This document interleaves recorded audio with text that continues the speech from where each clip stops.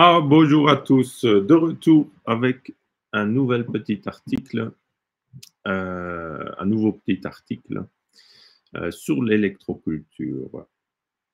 Voilà, donc allons découvrir ça. Donc c'est un article du 31 juillet 1922 qui est paru dans le journal du Cher, voilà. Donc du 31 juillet 1922. Donc ça fait environ un siècle, un peu plus qu'un siècle. Voilà. Et on va découvrir des choses vraiment intéressantes de cet article. C'est un tout petit article, mais très sympathique. Donc voilà. Je vais un peu aménager mon écran. Voilà. Donc, l'électricité et les récoltes. Donc, c'est écrit par...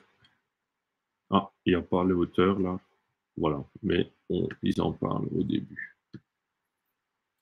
Donc, électricité et les récoltes. Jacques de Villiers, dans Le Radical. Donc, c'est Jacques de Villiers qui écrit ça, qui parle de ça, dans un autre journal, Le Radical. Très intéressant aussi. Donc, on voit déjà les mots. C'est souvent dans les journaux qui osent parler un peu d'autre chose, où ils parlent d'électroculture. C'est un peu les journaux alternatifs de l'époque, mais pas si alternatifs que ça. Mais à cette époque, on avait un peu plus de liberté de parole. Les journalistes étaient quand même beaucoup plus libres qu'aujourd'hui. Aujourd'hui, on voit qu'aujourd'hui, il n'existe presque plus de journalistes. Il n'existe que des fonctionnaires payés par les subventions de l'État ou indirectes pour juste exécuter des tâches de propagande. Si on fait ça. Et dans l'agriculture, c'est pareil. Donc, il y a très peu de liberté aujourd'hui. Mais voilà, moi, j'en prends de la liberté. Et voilà, pendant qu'on peut encore. Donc, l'électricité et les récoltes. Jacques de Villiers, dans Le Radical, prouve que la première peut augmenter le rendement des secondes. Dans quelle mesure peut-on utiliser l'électricité pour augmenter le rendement des récoltes? C'est une question que permettent de poser probablement de récentes et curieuses expériences. On sait l'action sur la croissance des plantes de l'électricité atmosphérique. Cette action a été particulièrement observée dans les pays froids. On a constaté dans les régions septentrionales, voire même glaciales, un étonnant développement de la végétation, qui s'explique uniquement par la tension électrique de l'atmosphère. Oui, donc je rajoute un peu mon commentaire. C'est que dans les régions froides, donc plus proches du pôle, la tension électrique de l'atmosphère est plus élevée. Et dès que la température le permet, les plantes poussent beaucoup plus vite que à des latitudes plus basses où la tension électrique est moins élevée. Donc ça, c'est une observation dans la nature, très intéressante. Donc, je continue. Pourquoi ne pas capter cette électricité au profit de la terre? C'est ce qu'a fait un agriculteur de l'Oise, M. Christoflo. À l'aide de piquets métalliques munis de pointes orientées rigoureusement en direction sud-ouest, qui est celle des courants magnétiques terrestres, et reliés à un fil de fer galvanisé couché au fond d'un sillon de même orientation. Il a créé dans le sol un champ magnétique. Voilà. Donc là, il parle de Christoflo et de sa technique. Hein, donc là, on est en 1922. Donc Christophe Lowe, il a commencé ses recherches autour de 1918 sous l'électroculture, je dirais. Ah, c'est un peu les écrits qu'on trouve. Hein. Maintenant, là, ils font une erreur. Hein. Je veux quand même corriger cette erreur parce que Christophe Lowe, il met des pointes orientées rigoureusement sud-nord, pas sud-ouest. Hein. Faire attention, sinon ça ne marchera pas. Hein.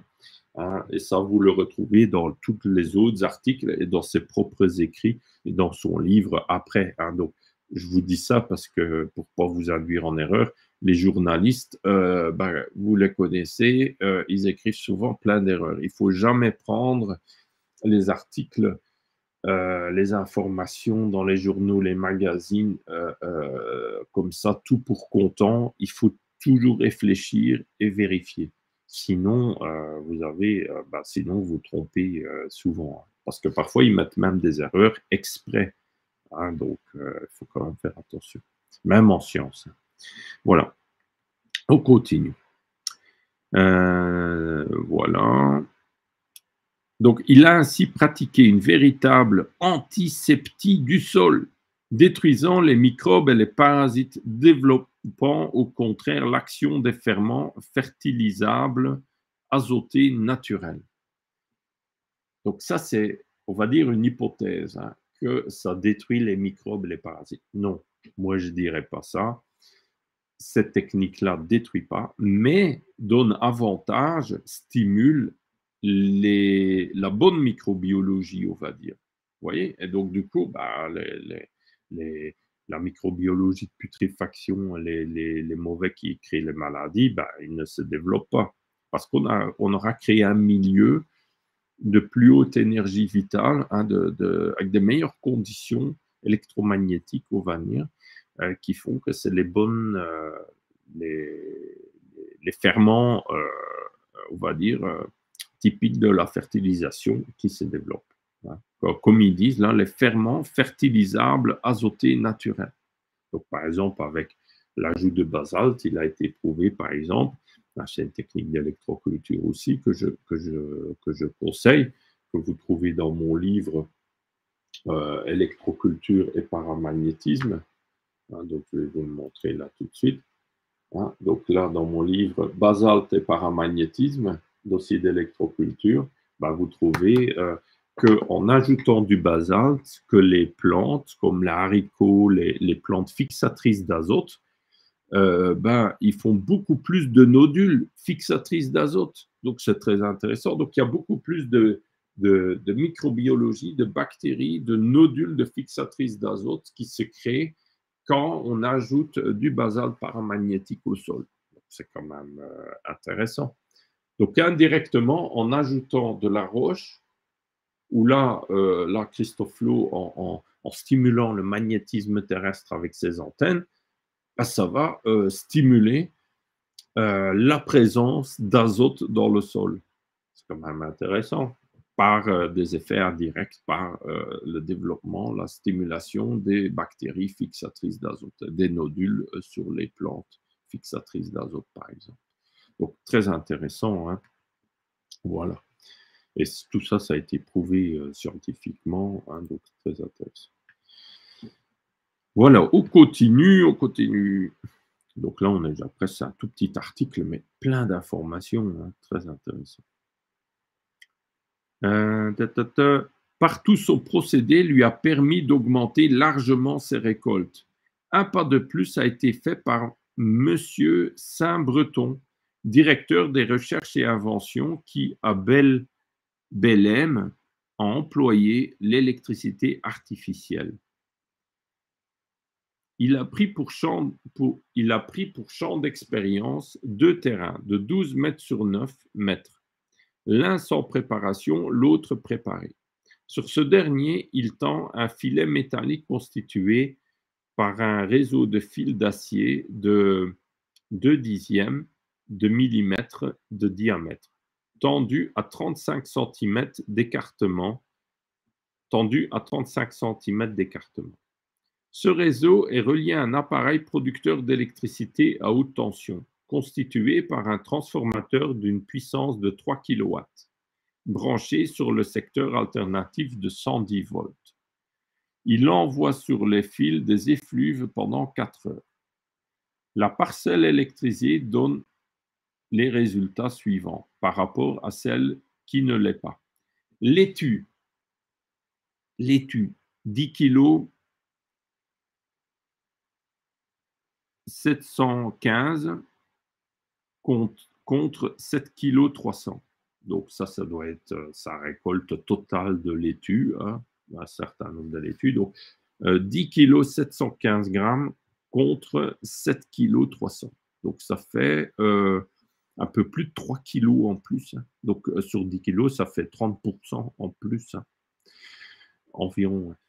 Chou de Milan, 92 kg contre 76 kg. Donc là, ça fait environ 15-20% en plus. Carottes, 10 kg contre 7 kg. De nouveau, 30%. Pommes de terre, 30 kg contre 22 kg. Ouais, on a aussi de nouveau un tiers, un quart, un tiers de plus. Hein. Céleri, 24 kg contre 16 kg. Donc là, c'est aussi pas mal. Tabac, 68 kg contre 47 kg. Donc voilà. Là, on voit que sur toute une diversité de différentes plantes, de différentes familles de plantes, différentes espèces, on a une grosse augmentation d'environ 20-30% ou plus. Hein, donc, très intéressant. Donc, ça, c'était un fil, donc un réseau, une toile, on va dire, hein, ou comme un grillage, ou un réseau, comme une toile d'araignée, on va dire, de fils suspendus au-dessus des plantes, où il a mis un courant alternatif de 110 volts dessus. Hein, voilà. Donc, pour émettre des effluves d'électricité pendant 4 heures. Probablement, c'est 4 heures par jour hein, qu'il faisait ça. Il ne va pas installer tout ça juste pour une journée. Hein. Et les plantes ne vont pas pousser en une journée. Ça va prendre son temps. Donc à mon avis, ça, c'est une technique qui existait 10, 20, 30 ans avant lui. Hein. Il s'est inspiré des travaux de Lemström, probablement pour faire ça. Hein, qui faisait un système similaire. On continue. Monsieur Breton reconnaît d'ailleurs que l'influence fertilisante ne se manifeste que dans certaines conditions, que le courant utilisé sous certaines formes peut être nuisible et qu'il faut intervenir avec une extrême prudence. Ces expériences n'en sont pas moins intéressantes, elles lui font honneur et permettent bien des espoirs. Ouais. Donc ça, il a bien de le préciser, c'est que l'influence de l'électricité peut être fertilisante quand c'est bien fait, sous certaines conditions. Donc il faut, c'est pas n'importe quelle électricité. Donc si on met trop ou pas assez, vous n'aurez pas de résultat. Hein, donc, si ce n'est pas installé dans les bonnes conditions, par exemple, là, c'est un réseau au-dessus des plantes, ce n'est pas en dessous des plantes. Si on mettrait la même forme d'électricité en dessous, on n'aurait pas les mêmes résultats. Pas du tout. C'est différent. Donc, il y a plein de techniques différentes. Et pour chaque technique, il y a sa façon optimum de faire. Hein. On peut aussi tuer des plantes avec l'électricité. Ça s'appelle le désherbage électrique. Ça existe. Il y a plein de techniques aussi comme ça. Donc, avec l'électricité, on peut faire beaucoup de choses. C'est comme si on parlerait de la chimie. Avec la chimie, on peut faire beaucoup de choses. On peut créer des substances qui apportent le bien, ou dans la nature, il y a des substances qui sont même médicinales, qui soignent, mais la même substance peut être toxique dans d'autres conditions. Donc, avec l'électricité, c'est pareil. Il faut quand même bien savoir ce qu'on fait. Et quand on refait une expérience, dès qu'on change un paramètre, ça peut être une amélioration comme ça peut être une dégradation, parce que ça va modifier l'électricité. Donc, il faut bien être conscient de ça, parce que j'en vois beaucoup des débutants qui tout de suite modifient les expériences et après, ils ont parfois pas de résultats et après, ils se plaignent. Mais c'est parce qu'ils ont modifié l'expérience dans le mauvais sens, on va dire, en général.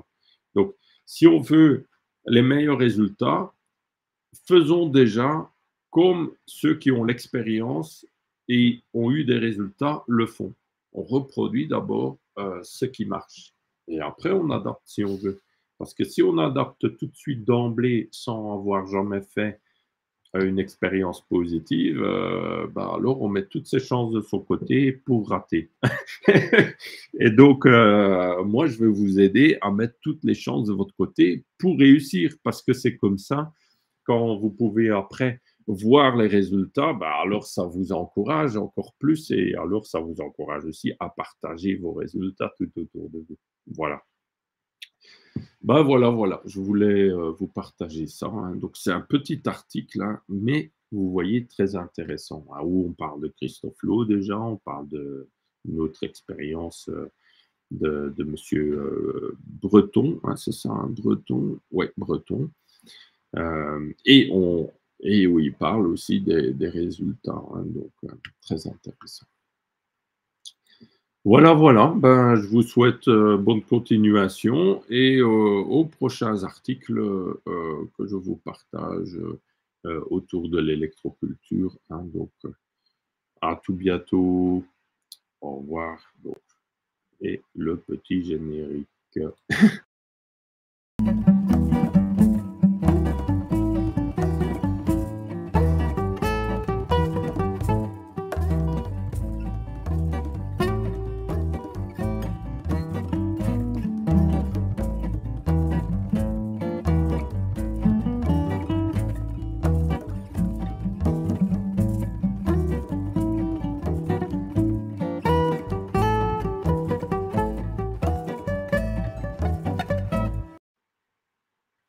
Ah, encore une petite chose, si vous pouvez, abonnez-vous et mettez un like en dessous de la vidéo. C'est important pour YouTube parce que sinon, les vidéos ne sont pas mises en avant.